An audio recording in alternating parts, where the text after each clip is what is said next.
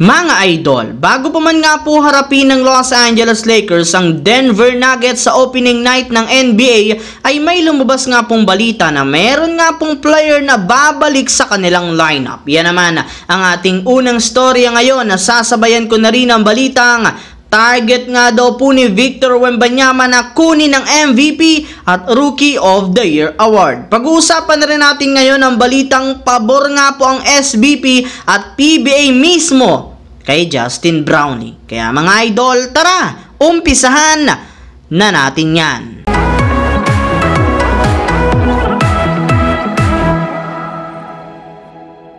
Alam naman nga po ninyo mga idol na sa opening night nga po ng NBA gaganapin ang ring ceremony ng Denver Nuggets sa kanilang game kontra sa Lakers na mangyayari sa loob mismo ng kanilang bahay. Pero ayon rin naman nga po sa inilabas sa balita ngayong araw, plano rin naman nga po ng Lakers na sirain ang seremonya ng Denver Nuggets. Kaya ilang araw nga bago sumapit ang kanilang laban, patuloy nga po silang nag-iensayo sa kanilang pasilidad. Yes mga idol, inaayos pa rin naman nga po nila ang kanilang mga ginagawang play sa offense at depensa upang sa ganon matalo nila ang Denver Nuggets sa kanilang regular season opener. At ang maganda pa nga po dyan, bagamat man hindi makakapaglaro dito ang kanilang player na si Jared Vanderbilt dahil sa injury, meron rin naman nga pong bagong re-rest back sa kanilang lineup, si Gabe Vincent. Bali, matapos nga po ang ilang game na pagkawala nito ay sa wakas, nakapag-practice na rin naman niya ito ngayong araw sa Lakers. Kaya inaasahan nga po na makakapaglaro siya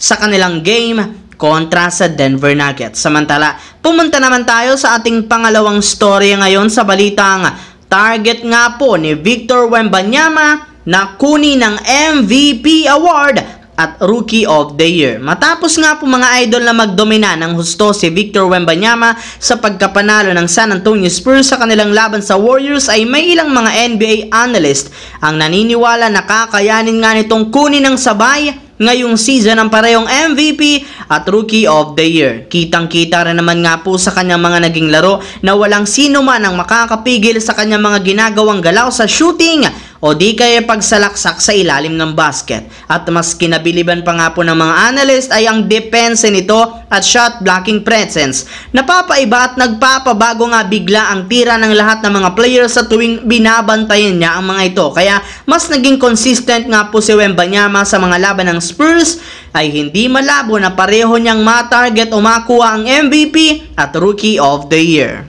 Habang dito naman tayo dumiretso sa ating huling storya sa balitang pinaboran nga po ng SBP at ng PBA si Justin Brownlee. Katulad nga po mga idol ang ibinalita ni Sir Kinito Henson, nagsisimula nga po sa letter B ang pangalan ng bagong kukunang import ng Ginebra para sa darating na PBA Commissioner's Cup. At dahil dyan, may ilang mga fans na nga po ang naghinala na posible nga po ang dating import ng SMB na si Renaldo Balkman ang kukunin ngayon ng Ginebra. Bukod nga po dyan, nasa listahan rin naman ito ang ilang mga import na dating naglaro na sa PBA katulad na lamang nina Brandon Brown at si Marcus Blakely. Pero kahit man nga meron ang nahanap ang Barangay Ginebra ng bagong import ngayon, gagamitin lamang nga nila ito bilang interim import o pansamantalang pamalit kay Justin Brownlee sa kanilang kampanya sa darating na Commissioner's Cup. Yes mga idol, naniniwala pa rin naman ang PBA at ang Barangay Ginebra na makakabalik pa rin si Brownlee kahit anumang oras sa kanilang mga laban sa Commissioner's Cup. Since pinag-uusapan nga po mga idol ng officials ng PBA at SBP na hindi isuspinde o di kaya bigyan lamang si Justin Brownlee ng maikling suspension upang makahabol siya sa kampanya ng Barangay Ginebra. Pabor naman nga sila sa paglalarong muli ni Brownlee sa Ginebra, kaya sisikapin nga po nila na makabalik ito sa PBA sa lalong madaling panahon. Ang videong ito mga idol ay hatid sa inyo ng Aurora Game, isang play-to-earn mobile app na kung saan pwede kang kumita habang nag-e-enjoy ka. Maraming mga games dito mga idol gaya ng Color Game na alam kong siguradong mananalo kayo, Dragon vs Tiger na simple lang pipili ka lang kung Dragon ba o Tiger ang mananalo. Meron ding Toss a Coin na alam kong alam nyo na at marami pang iba. Sobrang dali lang mag-register, gamit lang ang iyong mobile number, hintayin ang verification code at gumawa ng password. Madali lang din mag-cash in at pag panalo, cash out agad gamit ang iyong GCash account. Kaya ano pang hinihintay nyo mga idol?